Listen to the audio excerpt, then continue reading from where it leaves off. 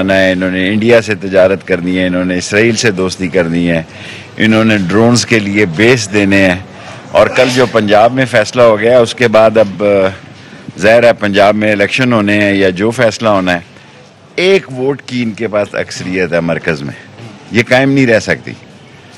جب بھی حالات کٹن ہوتے ہیں اتحاد جو ہے نا وہ ٹوٹتے ہیں، اور اتحاد ٹوٹنے میں اب یہ لوگ دیکھیں کہ یہ کھڑے کہاں ہیں۔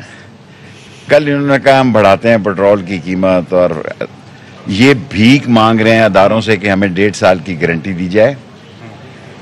یہ بھیک مانگ رہے ہیں اس وقت کہ کسی صورت پہ لانگ مارچ کو روکا جائے۔ یہ اداروں سے بھیک مانگ رہے ہیں کہ کوئی ہمیں درمیانی راستہ دیا جائے 1.5 سال کے لیے۔ یہ بھیک مانگ رہے ہیں جو کہہ رہے تھے ووٹ کو عزت دے، انہوں نے ووٹ کا ریٹ جو ہے 25 کروڑ روپیہ لگایا ہے۔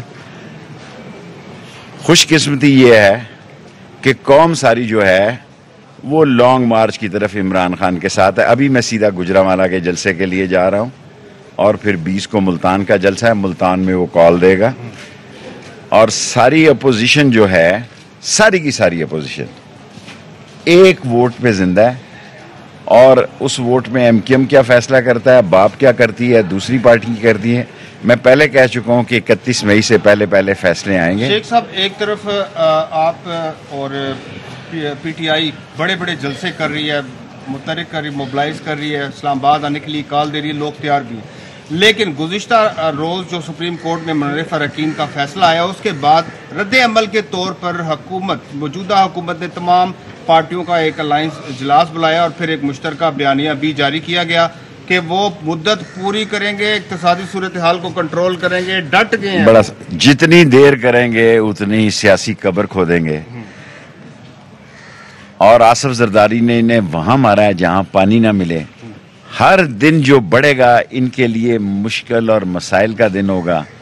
نہ کوئی اسمبلی کی حیثیت ہے، نہ اسمبلی کی کوئی احترام ہے، نہ پنجاب اسمبلی کے معاملات ہیں، اور یہ سارے اکٹھے میڈیا کی حد تک ہیں۔ وزارتیں بانٹنے میں آپ دیکھیں کہ مولانا فضل الرحمان نے کمیونیکیشن لی، حالانکہ انہوں نے کبھی مسجد کا غسل خانہ بھی نہیں بنایا۔ وزارتیں بانٹنے میں دیکھو ہر ایک نے اپنا انٹرسٹ واچ کیا، اور میں پہلے کہہ چکا تھا کہ اشرف کو تو ملے گی، راجہ اشرف کو اسپیکرشپ۔ سو یہ بیچ چورائے کی ہنڈیا پھوٹے گی، فیصلے ہوں گے 31 مئی سے پہلے۔ بہتر ہے لانگ مارچ سے پہلے الیکشن کی ڈیٹ آ جائے۔ اور سب سے بڑی خبر گجرانوالہ جانے سے پہلے دینا چاہتا ہوں، نگران وزیر اعظم کے لیے معیشت دانوں کے انٹرویو پنڈی اسلام آباد میں ہو رہے ہیں۔ جی، شیخ رشید صاحب پنڈی میں میڈیا سے گفتگو کر رہے تھے، انہوں نے کہنا تھا کہ ایک بڑی خبر دیتا چلو وہ یہ کہ نگران وزیر اعظم کے لیے معیشت دانوں کے انٹرویو لینا شروع ہو گیا، اور کل ہم نے دیکھا بھی عبدالحفیظ شیخ صاحب بھی پاکستان واپس آئے ہیں۔ جو اسپیشل عدالت کھول کے کیا گیا وہ بھی ہمارے حق میں چلا گیا، جو کل ہوا ہے اس کو تو عمران خان نے بھی اپریشیٹ کیا ہے۔